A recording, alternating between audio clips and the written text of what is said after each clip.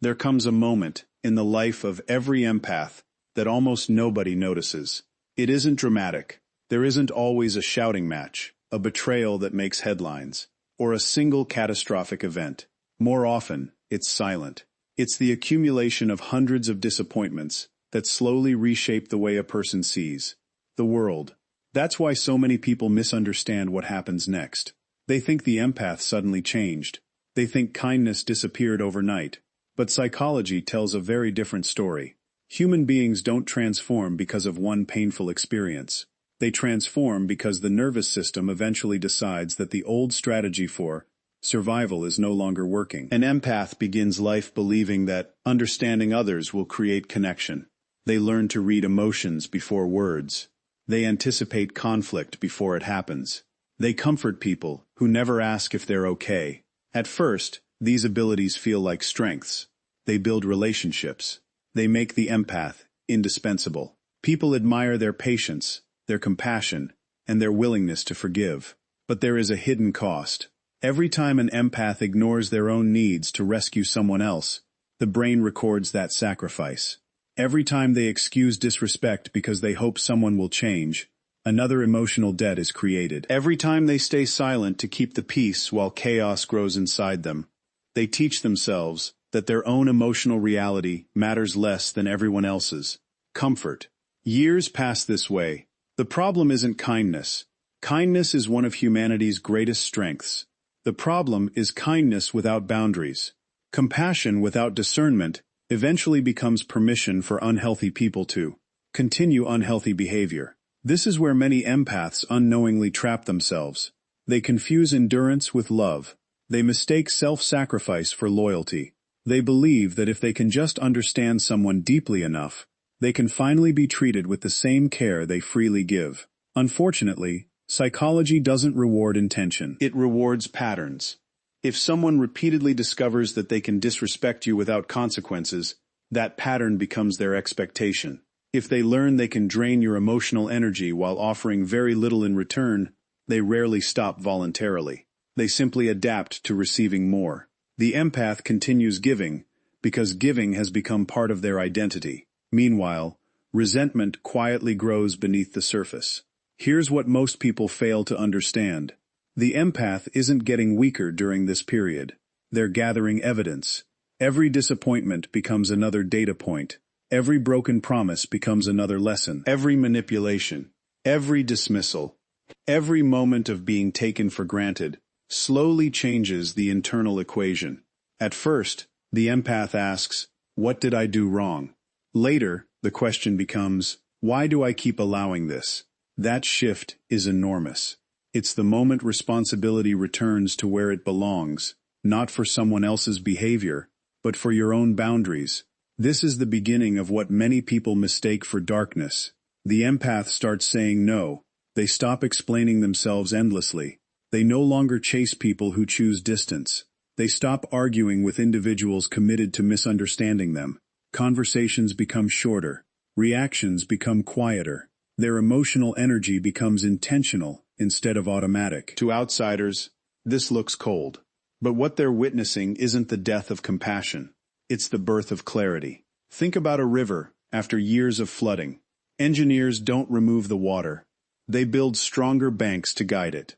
The river still flows with the same power, but now it has direction.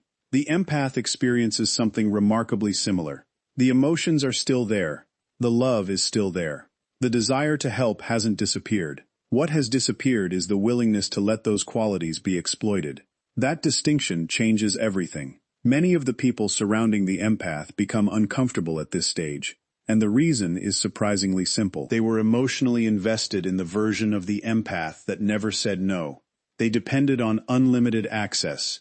They relied on predictable forgiveness. When those patterns disappear, they often accuse the empath of becoming selfish, distant, or uncaring. In reality, they've simply lost access to someone who finally understands their own worth. This is one of the greatest psychological paradoxes you'll ever encounter. The healthier you become, the more unhealthy relationships resist your growth. Not because you've become worse, but because you've become unavailable to dynamics that once benefited others at your expense. That is why the breaking point matters. It isn't the end of kindness. It's the end of unconscious sacrifice. It isn't abandoning your heart. It's refusing to abandon yourself.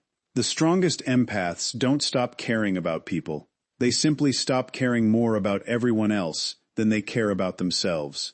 And once that realization takes root, there is no returning to the person you used to be. Because the moment you recognize that protecting your peace is not an act of cruelty, but an act of wisdom, you've crossed a threshold that changes every relationship you'll ever have again. Once an empath reaches that breaking point, something remarkable begins to happen.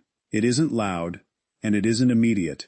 There isn't a switch that flips overnight. Instead, there is a gradual change in how the mind processes conflict, disappointment, and emotional pressure. The same situations that once triggered anxiety or desperate attempts to fix everything suddenly receive a different response. This is where the transformation becomes visible. Not because the empath feels less, but because they have finally learned that not every emotion deserves a reaction. This is one of the greatest misunderstandings about emotional maturity. Most people assume that emotionally intelligent individuals experience less pain. That's rarely true. In fact, they often experience emotions more deeply than others. The difference is that they no longer allow every feeling to dictate every decision. Think about how the human brain responds to repeated emotional stress. When someone repeatedly enters situations where vulnerability is met with betrayal, where honesty is met with manipulation, or where kindness is mistaken for weakness, the nervous system begins adapting. The brain constantly asks one fundamental question: what keeps me safe? If emotional overinvestment repeatedly leads to suffering, the brain starts conserving its resources. This isn't emotional shutdown, it's emotional efficiency. There's an important distinction between suppressing emotions and regulating them. Suppression is pretending the emotion doesn't exist. Regulation is acknowledging the emotion without allowing it to control your behavior. One creates pressure that eventually explodes. The other creates stability that quietly transforms your life. For years, many empaths confuse emotional expression with emotional responsibility. They believe every misunderstanding must be clarified. Every conflict must be resolved. Every relationship must be repaired. They carry emotional burdens that were never theirs to begin with, because somewhere along the way, they became convinced that harmony depended entirely on their effort. But maturity asks a difficult question. What if peace isn't created by fixing everyone else? What if peace begins the moment you stop assuming responsibility for emotions that belong to tonight? That question changes everything. The upgraded empath slowly realizes that arguing with someone committed to misunderstanding you isn't communication. It's exhaustion. Explaining yourself over and over to someone who has already decided who you are doesn't create clarity. It simply drains emotional energy that could have been invested in your own growth. So something unexpected happens. The empath becomes quieter, not because they have nothing to say, but because they finally understand that silence often communicates more than endless words ever could. There's a reason experienced negotiators, psychologists, and investigators understand the power of silence. People reveal themselves when there is nothing left to react against. When you stop defending yourself, manipulating you becomes much harder. When you stop chasing validation, those who relied on withholding approval lose one of their strongest forms of influence. Silence isn't weakness. Silence is confidence that no longer depends on being understood by everyone. This is where emotional regulation begins to resemble a kind of internal freedom. Imagine carrying a heavy backpack every day without realizing how much it weighs. Then one day, you set it down. The world hasn't changed. The road is still there. The challenges remain. But your experience of walking becomes completely different. That's what emotional discipline feels like. The empath still notices dishonesty. They still recognize manipulation. They still feel disappointment when relationships fall apart. But instead of reacting impulsively, they observe. They pause. They ask better questions. Is this worth my energy? Is this person capable of hearing what I'm saying? Will responding improve the situation, or simply continue a cycle I've already outgrown? These questions create space between emotion and action, and in that space, wisdom grows. One of the most overlooked signs of psychological strength is the ability to delay emotional reactions. Not because you're disconnected from your feelings, but because you've become connected to your judgment. Immediate reactions often satisfy the ego. Deliberate responses serve your future. This doesn't mean becoming emotionally distant from everyone. It means becoming emotionally selective. It means recognizing that your compassion is valuable precisely because it isn't given indiscriminately. Every minute spent trying to convince someone to value you is a minute stolen from becoming the sole person you were capable of becoming. The upgraded empath also learns another uncomfortable truth. Not everyone deserves unlimited access to your emotional world. Trust is not a gift you owe simply because someone asks for it. It is something earned through consistency, honesty, and mutual respect. That realization changes relationships forever. People who once expected immediate emotional access begin noticing delays. They notice boundaries. They notice that the empath no longer rushes to repair every disagreement or soothe every uncomfortable silence. Some interpret this as indifference, but they couldn't be more mistaken. The empath hasn't stopped caring. They've simply stopped confusing urgency with importance. Real emotional intelligence isn't measured by how quickly you react. It's measured by how intentionally you choose your response. The calmest person in the room isn't always the least emotional. More often, they're the one who has learned that emotions are meant to inform decisions, not control them. And that lesson extends far beyond relationships. It changes careers, friendships, families, and even the way you speak to yourself. Once you discover that your peace is strengthened by restraint rather than constant reaction, life begins to feel less like survival and more like quiet mastery. That is why true strength rarely announces itself. It doesn't demand attention. It doesn't seek applause. It simply remains steady, while everything around it searches for chaos. Because the greatest victory isn't proving that you can control others. It's proving that nothing outside you can control your inner peace. Once an empath learns to regulate their emotions, instead of being ruled by them, another transformation begins, one that often confuses everyone around them. People start saying things like, "You've changed. You're hard to reach now. You're not the same person." And in one sense, they're absolutely right. The version of the empath that once made themselves endlessly available has begun to disappear. But what many fail to understand is that becoming unreachable is not about building walls. It's about finally learning the difference between an open door and an unlocked house. For years, many empaths live as though everyone deserves unlimited access to their time, attention, and emotional energy. They answer every message immediately. They carry conversations long after they become one-sided. They forgive before accountability ever arrives. They confuse accessibility with kindness, believing that always being available is proof of love. But eventually, reality interrupts that belief. They begin to notice something unsettling. The more available they become, the more people expect. The more they sacrifice, the less those sacrifices are appreciated. Instead of creating gratitude, unlimited access often creates entitlement. This is one of the most predictable patterns in human psychology. People naturally adapt to whatever becomes normal. If someone has constant access to your empathy, your reassurance, your forgiveness, and your emotional labor, they eventually stop seeing those things as gifts. They begin seeing them as guarantees. That is where the imbalance begins. Healthy relationships operate on reciprocity. Unhealthy relationships operate on dependency. One strengthens both people. The other slowly drains one person while empowering the other. The upgraded empath finally recognizes this difference.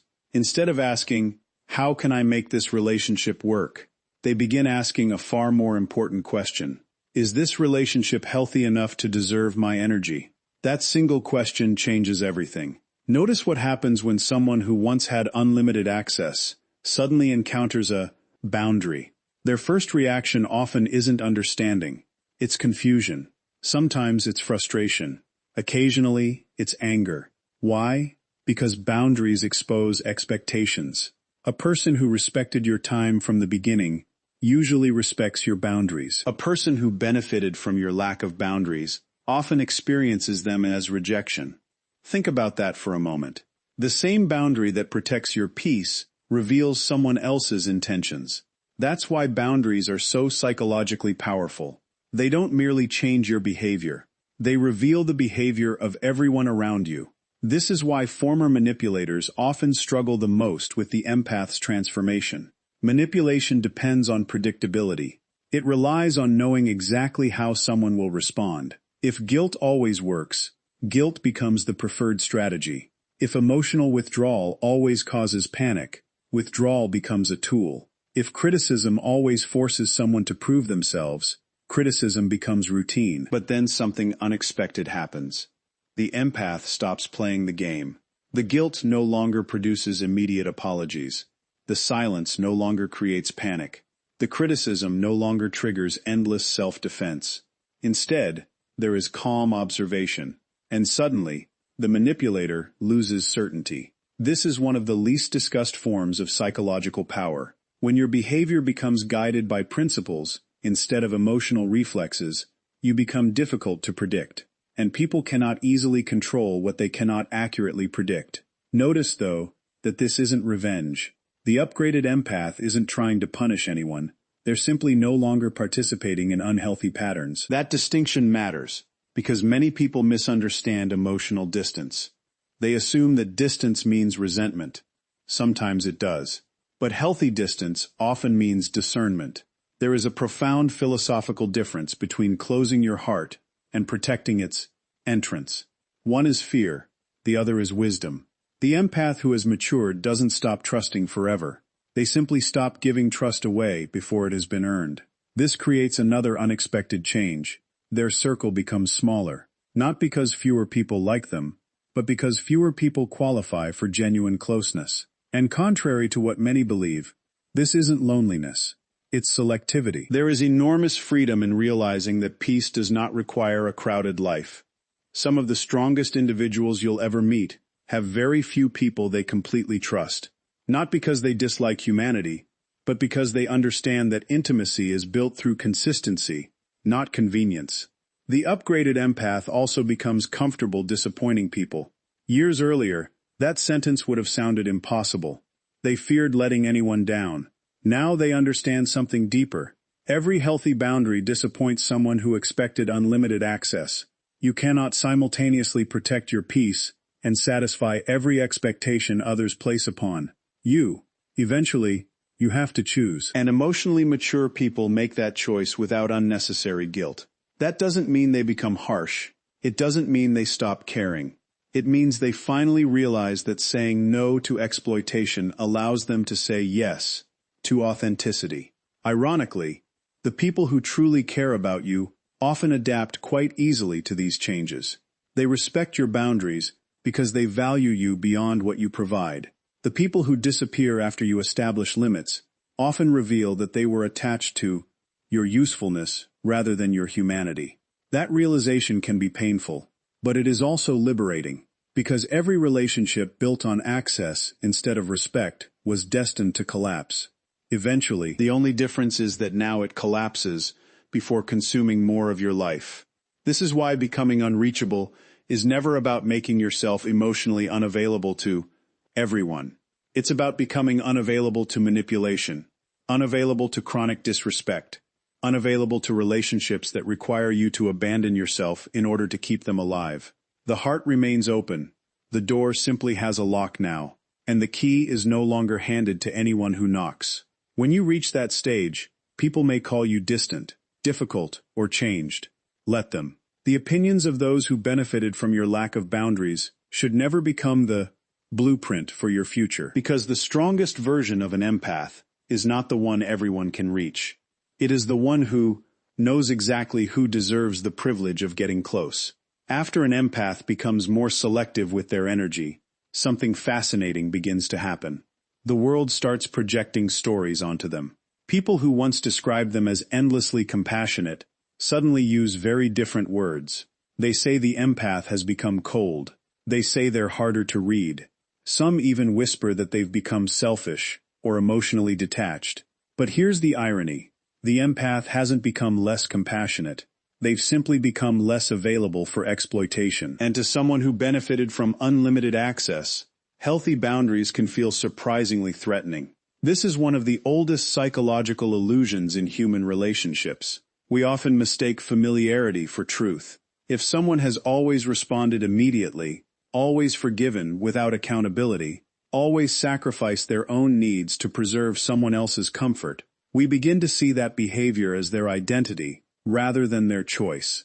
So when that choice changes, we assume the person has changed. In reality, they may have simply stopped pretending. The upgraded empath understands something that many people spend a lifetime avoiding. Compassion is not measured by how much suffering you're willing to endure. It's measured by how wisely you choose to express it. Imagine a doctor working in an emergency room.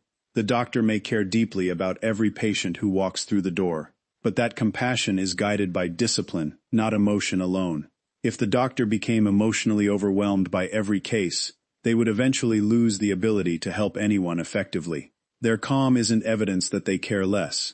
It's evidence that they've learned how to care without being consumed. The same principle applies to emotional intelligence. Many empaths begin life believing that love requires endless availability. They assume that if someone is hurting, they must immediately step in. If someone is struggling, they must carry part of the burden. If someone repeatedly makes destructive choices, they convince themselves that enough patience will eventually inspire change. Sometimes it does. Often it doesn't. One of the hardest lessons an empath learns is that compassion cannot replace another person's willingness to grow. You cannot heal someone who refuses responsibility. You cannot rescue someone who is committed to remaining the victim of every circumstance. And you cannot love another person into becoming someone they have no desire to become. That realization is painful because it challenges one of the empath's deepest instincts, the desire to relieve suffering wherever they find it. But maturity asks a different question. What happens when your compassion begins creating dependency instead of growth? The answer is uncomfortable. It stops being compassion. It becomes enablement. This is why wisdom must always accompany kindness.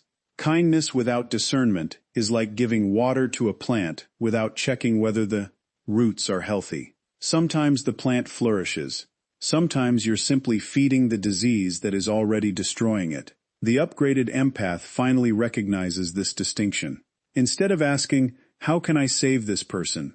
they begin asking, "What responsibility belongs to me, and what responsibility belongs to them?" That shift changes everything. It allows compassion to exist without self-destruction. It allows generosity without resentment. It allows forgiveness without inviting repeated harm. Interestingly, this new version of the empath often appears intimidating to people who once underestimated them. Why? Because emotional discipline creates a kind of quiet confidence that doesn't need to prove itself. Think about the people who are easiest to manipulate. They usually crave approval. They desperately want to avoid rejection. Their self-worth rises and falls depending on someone else's opinion. The upgraded empath gradually steps outside that system. Their confidence no longer comes from being needed. It comes from knowing who they are. That's an entirely different source of strength. When someone criticizes them unfairly, they don't immediately collapse into self-doubt. When someone withdraws affection to gain control, they don't chase.